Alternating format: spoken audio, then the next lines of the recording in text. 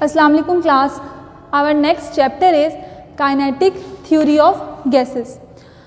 अब kinetic theory of gases को start करने से पहले हम लोग इसकी बेसिक्स देख लेते हैं। हम नेचर को डिफाइन करते हैं terms of energy and matter.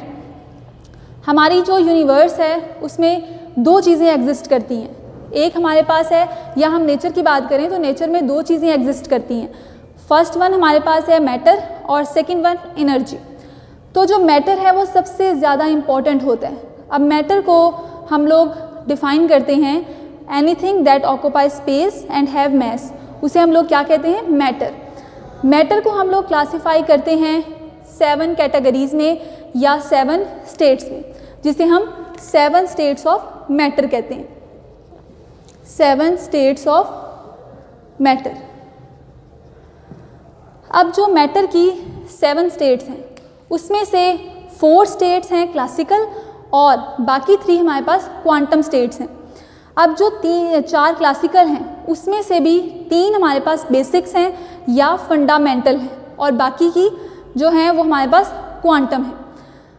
अब मैटर को हम लोग क्लासिफाई करते हैं solid, liquid, gases, ionised plasma, Bose Einstein condensate, जिसे हम लोग बैक भी कहते हैं, BEC। उसके बाद डीजेनरेट मैटर और लास्ट में क्वार्क ग्लोन प्लाज्मा। अब इसमें से जो हमारे पास फर्स्ट 4 हैं वो हैं classical states of matter, solid, liquid, gases और आयोनाइज्ड प्लाज्मा। ये कौन सी स्टेट है, क्लासिकल स्टेट्स ऑफ मैटर। जो लास्ट 3 हैं हमारे पास बैक, डीजेनरेट मैटर और क्वार्क ग्लोन प्लाज्मा, वो हमारे पास हैं quantum states. Quantum states of matter. जो क्लासिकल स्टेट्स हैं, क्योंकि हम लोग मोस्टली जब भी कोई स्टडी करते हैं तो हम क्लासिकल लेवल पर उसको स्टडी करते हैं, तो क्लासिकल स्टेट में हमारे पास 4 स्टेट्स ऑफ मैटर हैं, जिसमें से 3 हमारे पास बेसिक स्टेट्स ऑफ मैटर हैं, सॉलिड, लिक्विड और गैस। ये तीनों हमारे पास बेसिक स्टेट्स ऑफ या बेसिक स्टेट्स ऑफ मैटर हैं। अब ये 3 जो बेसिक स्टेट्स ऑफ मैटर हैं, इन तीनों को हम कैसे डिफ्रेंशिएट कर सकते हैं, तो हम इन तीनों को on the basis of force of attraction and thermal energy हम डिफ्रेंशिएट कर सकते हैं। अगर हमारे पास फोर्स ऑफ अट्रैक्शन, अब फोर्स ऑफ अट्रैक्शन सब मैटर्स में प्रेजेंट होती है। मैटर की सारी स्टेट्स में फोर्स ऑफ अट्रैक्शन भी होती है और उनमें थर्मल एनर्जी भी होती है। अगर force of attraction is very larger than या very very greater than thermal energy, उस टाइम में जब फोर्स ऑफ अट्रैक्शन ग्रेटर होगी, थर्मल एनर्जी से बहुत ज़्यादा ग्रेटर होगी, तो जो मॉलिक्यूल्स हैं वो बहुत फिक्स्ड होंगे, टाइटली बॉन्ड होंगे। तो ऐसी स्टेट को हम लोग कहते हैं सॉलिड स्टेट, जिसमें बॉन्ड जो है वो बहुत रिजिड होता है, उसका साइज़, उसकी शेप, उसका वॉल्यूम सब कुछ फिक्स्ड होता है। तो इस स्टेट को हम कहते हैं सॉलिड स्टेट। अगर हमारे पास फोर्स ऑफ अट्रैक्शन ग्रेटर होगी, ज़्यादा ग्रेटर नहीं, सिर्फ only greater than thermal energy, तो हम तब कहते हैं कि हमारे पास जो मॉलिक्यूल्स हैं वो ग्रेटर होंगे, उनमें जो फोर्स ऑफ अट्रैक्शन है वो ग्रेटर होगी लेकिन ज़्यादा ग्रेटर नहीं होगी। तो इनको हम क्लासिफाई करते हैं या इसको हम कैटेगराइज करते हैं as liquid state of matter. कि मैटर में जो लिक्विड स्टेट है उसमें force of attraction thermal energy से ग्रेटर होती है लेकिन ज़्यादा ग्रेटर या वेरी लार्ज नहीं होती। उसके बाद थर्ड वन में हमारे पास आ जाता है जब थर्मल एनर्जी ग्रेटर होगी as compare to force of attraction. मतलब हम ये कह सकते हैं कि force of attraction is lesser than thermal energy. Thermal energy. तो ऐसे केस में क्या होगा, ऐसे केस में हमारे पास जो मॉलिक्यूल्स हैं वो टाइटली बॉन्ड नहीं होंगे, वो बहुत ही लूजली बॉन्ड होंगे। तो ऐसी कैटेगरी में हम लोग कहते हैं कि जो ऐसी कैटेगरी में है वो स्टेट कौन सी है, वो गैसियस स्टेट है या गैसेस हैं जिसमें फोर्स ऑफ अट्रैक्शन लेस है as compare to thermal energy. तो हम लोग सॉलिड, लिक्विड और गैसेस को क्लासीफाई करते हैं। अब जो गैसियस स्टेट होती है वो बहुत सेंसिटिव स्टेट होती है। गैसियस स्टेट है उसको हम लोग काइनेटिक थ्योरी ऑफ गैसेस में स्टडी करेंगे। तो जो हमारा चैप्टर है काइनेटिक थ्योरी ऑफ गैसेस वो किस पे बेस करता है? वो गैसेस पे बेस करता है। गैसेस को हम क्लासीफाई करते हैं दो कैटेगरीज में। फर्स्ट वन हमारे पास है आइडियल गैसेस, और सेकंड वन हमारे पास है नॉन आइडियल गैसेस, अब जो आइडियल गैसेस हैं वो जितने भी गैस लॉज हैं उनको ओबे करती है। तो आइडियल गैसेस जो हैं वो क्या करती हैं? ओबे गैस लॉज। और जो नॉन आइडियल हैं they do not obey gas laws. Gas laws को ये ओबे नहीं करती, do not obey gas laws. तो जो आइडियल गैसेस हैं वो एग्जिस्ट ही नहीं करती, मतलब वो सिर्फ़ और सिर्फ हमारे लिटरेचर में एग्जिस्ट करती हैं, हमारी कैलकुलेशंस में एग्जिस्ट करती हैं, और रियल में सिर्फ नॉन आइडियल गैसेस एग्जिस्ट करती हैं। और नॉन आइडियल गैसेस को हम लोग कहते हैं कि ये रियल गैसेस हैं। जितनी भी रियल गैसेस हैं वो सब की सब नॉन आइडियल हैं। हम गैसेस को स्टडी करते हैं तो हम करते हैं in terms of mass, volume, temperature and pressure. इन 4 में हम इसको स्टडी करते हैं। अब जब हमारे पास 3 वैल्यूज़ स्पेसिफाई हो जाएंगी तो फोर्थ वन हम खुद ब खुद निकाल लेंगे। मतलब हम सिर्फ मैस, वॉल्यूम, टेम्परेचर को स्टडी कर लें तो प्रेशर ऑटोमेटिकली स्टडी हो जाएगा। इसी तरह से वॉल्यूम, टेम्परेचर, प्रेशर हम लोग स्टडी कर लें तो मैस हो जाएगा, टेम्परेचर, प्रेशर मैस कर लें तो वॉल्यूम स्टडी हो जाएगा। मतलब ये सारे इंटर रिलेटेड हैं। अब हमारे पास अगर हम इन चारों वेरिएबल्स की स्टडी करें तो उसे हम बोलते हैं इक्वेशन ऑफ स्टेट्स। इन चारों वेरिएबल्स की स्टडी को इक्वेशन ऑफ स्टेट्स का नेम देते हैं।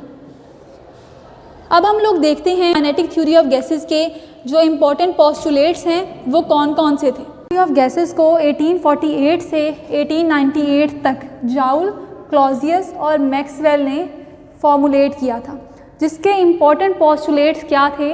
फर्स्ट वन था कि जो गैस मॉलिक्यूल्स हैं they consist of very large number of small particles. अब जो स्मॉल पार्टिकल्स हैं उन्हें हम नेम देते हैं मॉलिक्यूल्स का। सेकेंड वन था कि the molecules of gas are in continuous motion. अब जो गैस मॉलिक्यूल्स हैं वो कॉन्टीन्यूसली मूव कर रहे हैं और एक दूसरे के साथ कोलाइड कर रहे हैं, ठीक है। और साथ साथ जो कंटेनर की वॉल्स हैं जिसमें हमने उस गैस को रखा हुआ है उसके साथ भी उसकी कोलिजन हो रही है। थर्ड पोस्टुलेट है collision between the molecules are perfectly elastic. अब जो कोलिजन हो रही है मॉलिक्यूल्स में, मोशन हो रही है और मोशन के रिजल्ट में कोलिजन हो रही है, वो कोलिजन परफेक्टली इलास्टिक हैं। उस कोलिजन में लॉस ऑफ एनर्जी या गेन ऑफ एनर्जी नहीं होता, वो परफेक्टली इलास्टिक है। फोर्थ वन है volume of the gas molecules are negligible as compare to the container. अब जो टोटल वॉल्यूम है उसके कंपैरिजन में अगर हम गैस का वॉल्यूम देखें तो वो बहुत ही स्मॉल होता है, इतना स्मॉल होता है कि हम आइडियल केस में उसको निगलेक्ट कर देते हैं। फिफ्थ वन है there are no force of attraction and repulsion between the gas molecules. जो गैस के मॉलिक्यूल्स हैं उनमें ना तो कोई फोर्स ऑफ अट्रैक्शन होती है ना कोई फोर्स ऑफ रिपल्शन होती है according to kinetic theory of gases. अब जो काइनेटिक थ्योरी ऑफ गैसेस है ये आइडियल गैसेस के लिए है कि जो आइडियल गैसेस हैं वो उनके ये पोस्टुलेट्स होते हैं। फिर हमारे पास नेक्स्ट आ जाता है the laws of classical mechanics are applied to the gas molecules. Seventh है no affect of gravity on the motion of gas. अब जो गैसेस की मोशन हो रही है, कोलिजन हो रही है, ठीक है, जो फोर्स ऑफ ग्रेविटी है उसका कोई इफेक्ट नहीं होता। तो ये हमारे पास 7 पोस्टुलेट्स हैं काइनेटिक थ्योरी ऑफ गैसेस के जो जाउल, क्लॉजियस और मैक्सवेल ने प्रपोज की थी। अगर हम देखें कि आइडियल गैस लॉ जो है वो जो इक्वेशन ऑफ स्टेट्स देता है वो क्या है, PV is equal to nRT, ये आइडियल गैस इक्वेशन है। लोगों की लोअर क्लासेस हैं उसमें आप लोगों ने ये पढ़ा होगा कि PV is equal to nRT। यहाँ पे P प्रेशर है, वॉल्यूम है, N जो है नंबर ऑफ मोल्स हैं, R हमारे पास गैस कांस्टेंट है और T टेम्परेचर है। अब वैन डर वाल ने 1873 में कुछ करेक्शन टर्म्स दी थी। कौन कौन सी करेक्शन टर्म दी थी? एक उसने दी थी वॉल्यूम करेक्शन और सेकंड वन हमारे पास है प्रेशर करेक्शन। ये दो करेक्शन टर्म्स दी थी वैन डर वाल ने। मतलब जो रियल गैसेस हैं उनके लिए वैन डर वाल ने एक इक्वेशन दी थी जिसे वैन डर वाल इक्वेशन कहते हैं या van der Waals equation for real gases कहते हैं। क्योंकि रियल गैसेस जो आइडियल गैसेस हैं उनके लॉज को ओबे नहीं करती। जितनी भी हमारी यूनिवर्स में गैसेस एग्जिस्ट करती हैं वो आइडियल गैस को ओबे नहीं करती। तो अब हमारे पास पहले देखते हैं volume correction. Kinetic theory of gases के अकॉर्डिंग क्या कहा था हमने कि वॉल्यूम जो है वो वॉल्यूम निग्लिजिबल है एज कम्पेयर टू कंटेनर। एक कंटेनर है उसमें अगर हम गैस की बात करें तो गैस का वॉल्यूम कुछ ना कुछ होगा, ठीक है, कुछ ना कुछ वॉल्यूम होगा। टोटल वॉल्यूम अगर इतना है तो गैस का वॉल्यूम इतना है जो कि एक्सपैंड होके पूरे के पूरे कंटेनर को फिल कर देगा। फोर्स ऑफ अट्रैक्शन बहुत कम होती है तो अगर हम देखें तो वॉल्यूम जो है वो पूरी के पूरी कंटेनर को कवर अप कर लेगा। लेकिन अगर हम उसके वॉल्यूम को किसी स्मॉल जगह पे फिक्स करें तो वो फिक्स हो जाएगा, वो बहुत थोड़ा होगा। तो ये एक्सक्लूडेड वॉल्यूम है। अब इसने वैन डर वाल ने क्या किया था, कोई ना कोई वॉल्यूम तो इस गैस का है, ये गैस बिल्कुल ज़ीरो वॉल्यूम में नहीं है, तो ये B वॉल्यूम होगा यहाँ पर गैस का, स्पेसिफिक वॉल्यूम होगा। तो आइडियल जो है वो इक्वल है V माइनस B के, अगर हमारे पास नंबर ऑफ मोल्स गैस के N1 हो उस टाइम में, वरना ये V माइनस NB होगा। उसके बाद अगर हम इन टर्म्स ऑफ प्रेशर बात करें, हमारे पास जो प्रेशर है किसी भी मॉलिक्यूल पर तो आइडियल प्रेशर उससे ज़्यादा होगा। मतलब हमारे पास टोटल वॉल्यूम में हम यहाँ पर ऐड करेंगे प्रेशर P प्लस ये हमारे पास एक P करेक्शन टर्म है, ठीक है, ये हमारे पास टोटल प्रेशर है और P करेक्शन जो है वो उसमें एडिशन है। क्योंकि कोई भी मॉलिक्यूल उस पर कोई फोर्स ऑफ अट्रैक्शन या रिपल्शन नहीं है, लेकिन जब वो किसी वॉल कंटेनर की वॉल के साथ कोलाइड करेगा उस टाइम में उसका प्रेशर जो है वो आइडियल प्रेशर से ग्रेटर होगा, रियल प्रेशर से ग्रेटर होगा। तो यहाँ पर हम लोग एक करेक्शन टर्म इंक्लूड कर रहे हैं, उसे हमने कहा है P प्राइम। तो P प्राइम जो है वो हमारे पास डायरेक्टली प्रोपोर्शनल होगा n number of moles divided by V square. तो यहाँ पर हमने प्रोपोर्शनलिटी ख़त्म कर दी, इक्वालिटी आ गई AN ओवर V स्क्वायर। तो इस P जो हमारे पास प्राइम है उसको हम इस इक्वेशन में ऐड कर दें तो हमारे पास P आइडियल किसके इक्वल आ जाएगा, P plus AN over V square के। अब हम क्या करते हैं, ये जो हमारे पास आइडियल गैस इक्वेशन है उसमें हम ये दोनों वैल्यूज़ आइडियल प्रेशर की और आइडियल वॉल्यूम की पुट कर देते हैं। तो ये इक्वेशन हमारे पास आ जाएगी वैन डर वाल इक्वेशन। ये हमारे पास है प्रेशर की वैल्यू हम लिखते हैं P AN over V square into volume हमारे पास है V minus NB is equal to nRT। ये इक्वेशन है वैन डर वाल इक्वेशन जो उसने रियल गैसेस के लिए दी थी। आइडियल गैसेस के लिए हमारे पास काइनेटिक थ्योरी ऑफ गैसेस थी, उसमें मॉडिफिकेशन की वैन डर वाल ने और वो हमारे पास आ गई वैन डर वाल इक्वेशन जो कि ये इक्वेशन है और ये रियल गैसेस के लिए एप्लीकेबल है। अब जो वैन डर वाल इक्वेशन थी वो टेम्परेचर और प्रेशर की एक वाइड रेंज को कवर कर लेती थी, लेकिन फिर भी किसी ना किसी स्पेसिफिक टेम्परेचर पे जाके वो उसके रिज़ल्ट ठीक नहीं आते थे या वो फेल हो जाती थी। तो उसके लिए फिर वीरियल इक्वेशन दी कैमरलैंग ऑन्स ने। कैमरलैंग और ऑन्स जो हैं वो दो अलग अलग साइंटिस्ट थे, उन्होंने वीरियल इक्वेशन दी और इसको हम लोग कहते हैं कैमरलैंग ऑन्स वीरियल इक्वेशन, जिसमें उन्होंने जो कंप्रेसिबिलिटी फैक्टर है that is equal to PV over RT। अब उन्होंने कहा कि PV ओवर RT इक्वल है यूनिटी के और प्लस उसमें कुछ करेक्शन टर्म्स हैं।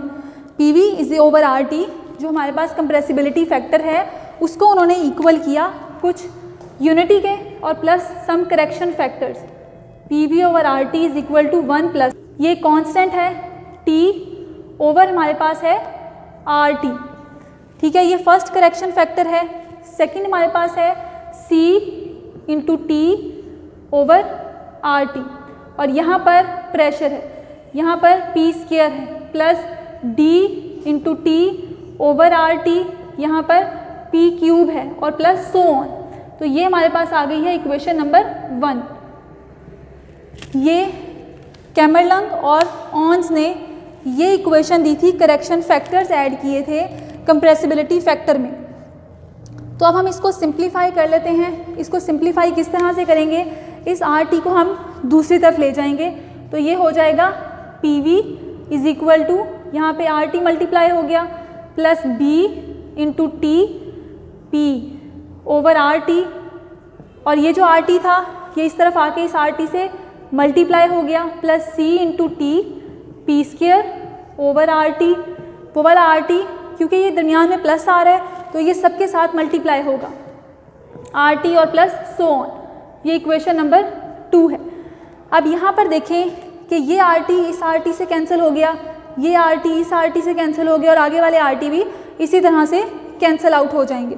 तो इक्वेशन हमारे पास क्या रह जाएगी, इक्वेशन है PV is equal to RT plus B into TP plus C into TP square और plus so on, equation number 3। अब हमें पता है कि जो P है प्रेशर वो किसके इक्वल होगा।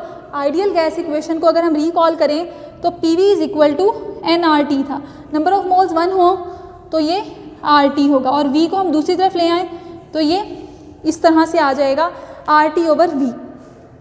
अब RT जो है वो कांस्टेंट है, ठीक है, तो यहाँ पर अगर हम P की जगह RT ओवर V लिखें, P स्क्वायर की जगह RT ओवर V लिखें तो ये V स्क्वायर हो जाएगा, लेकिन R और T कांस्टेंट्स हैं तो ये एज इट इज़ आ जाएंगे। अब हम इस इक्वेशन को इसी इक्वेशन A कह लेते हैं। इक्वेशन A से हम लोग इक्वेशन नंबर 3 में वैल्यूज़ पुट कर देते हैं। अब ये इक्वेशन नंबर 3 है, मैंने दोबारा से लिख दी है। तो यहाँ पे अब हम लोग प्रेशर की वैल्यूज़ को पुट करेंगे। जो हमने प्रेशर के पीछे वैल्यू निकाली है वो क्या है, RT ओवर V।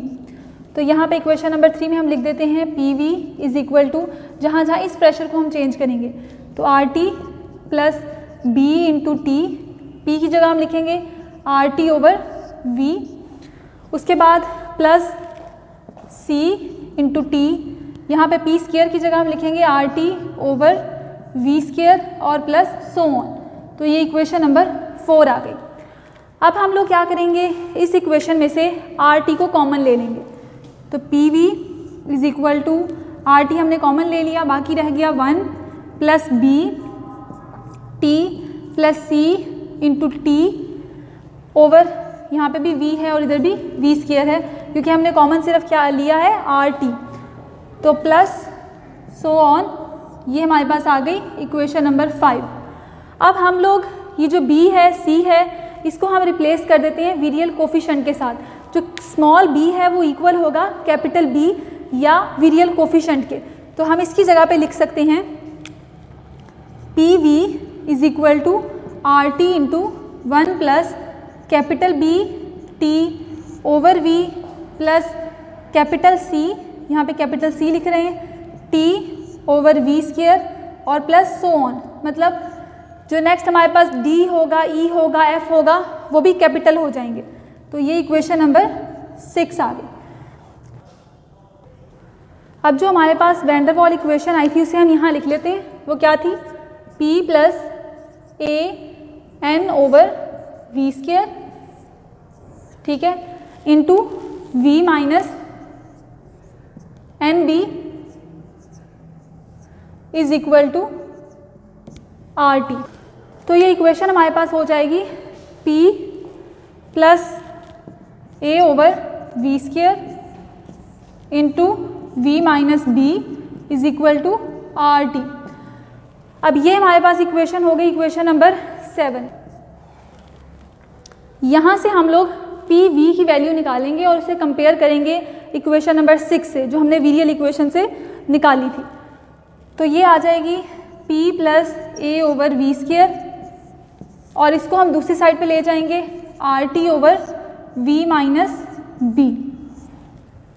अब ये p plus A over V square है, दूसरी तरफ जाएगा तो ये माइनस हो जाएगा। तो p is equal to R T over V minus B minus A over V square. ठीक है, ये प्लस था, दूसरी तरफ जाके माइनस हो गया। अब हम यहाँ से v कॉमन ले लेंगे, v माइनस बी में से v कॉमन ले लेंगे तो b में तो v है ही नहीं। जब हम यहाँ से कॉमन लेंगे तो किस तरह से कॉमन ले सकते हैं हम लोग, p is equal to R T और यहाँ से v कॉमन लेंगे तो 1 और माइनस आ जाएगा b ओवर v। क्योंकि हमने यहाँ से v कॉमन लिया है तो इसको हम डिवाइड कर देंगे v के साथ और minus a over v square.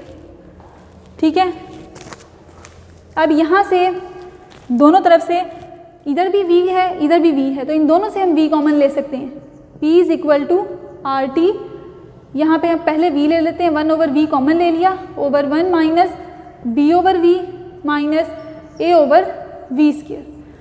अब हम v को दूसरी साइड पे ले जाते हैं, ये आ जाएगा P V is equal to R T over 1 minus b over v minus a over v। ये v स्क्वायर नहीं है, v होगा क्योंकि हमने v एक कॉमन ले लिया। अब हम इसको इस तरह भी लिख सकते हैं, P V is equal to R T into 1 minus B over V minus 1 minus A over V. क्योंकि ये डिवाइड में हो रहा है, हम इस तरह लिखेंगे तो 1 minus B over V minus 1 हो जाएगा। हम इसमें 1 माइनस बी ओवर वी इसकी वैल्यू पुट करेंगे। वो किस तरह से करेंगे, इक्वेशन नंबर आ गई है 8। इसमें हम लोग पहले इसको सॉल्व कर लेंगे, इस इक्वेशन को हम सॉल्व करेंगे। तो ये हमारे पास है 1 minus B over V minus 1। इसको हम लोग एक्सपैंड कर लेंगे थ्रू बाइनोमियल थ्योरम। तो ये आ जाएगा 1 plus B over V plus B square over V square plus B cube over V cube plus so on.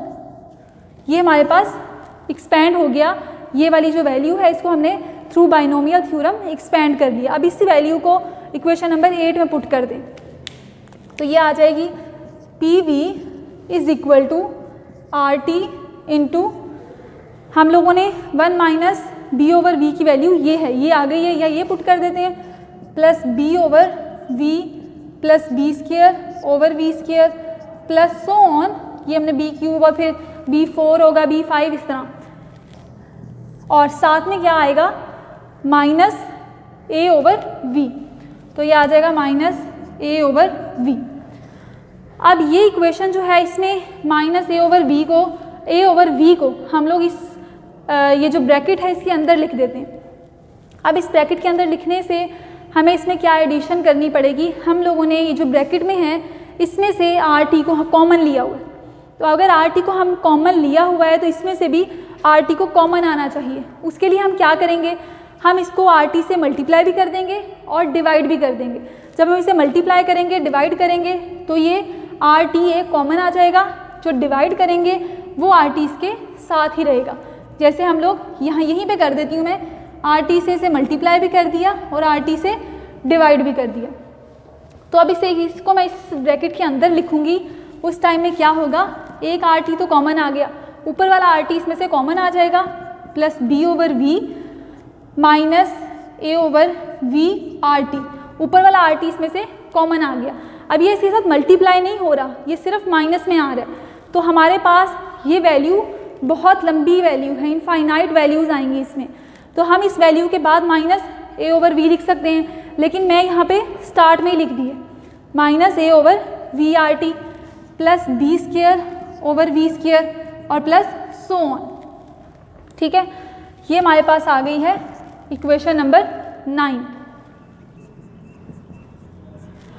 अब हम लोग इक्वेशन नंबर 6 को रिकॉल करें तो इक्वेशन नंबर 6 जो थी वो किसके इक्वल थी, P V is equal to R T into 1 plus B into T over V plus C into T over V square so on. तो हम इन दोनों को कंपेयर कर सकते हैं। थोड़ी सी इसमें हम और मॉडिफिकेशन कर लेते हैं। वो हम क्या करेंगे, इस इक्वेशन का एलसीएम ले लेते हैं। किसका एलसीएम लेंगे? हम सिर्फ और सिर्फ इन दो वैल्यूज़ का एलसीएम ले लेंगे। तो यहाँ पर हमारे पास आ जाएगा b minus A over R T plus B square over V square plus so on. ये आ गई इक्वेशन नंबर 10। अब हम इक्वेशन नंबर 6 को और इक्वेशन नंबर 10 को, इक्वेशन 6 को और इक्वेशन 10 को कंपेयर कर लेते हैं। Comparing equation number 6 and 10। तो दोनों को कंपेयर करेंगे तो ये आ जाएगा हमारे पास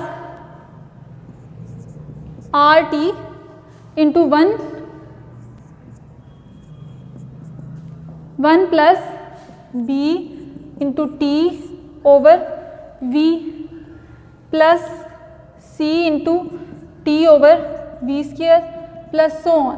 ठीक है, ये हमारे पास आ गई इक्वेशन की वन साइड, और सेकंड पे हम लोग लिख लेते हैं जो हमने इक्वेशन नंबर 10 निकाली थी।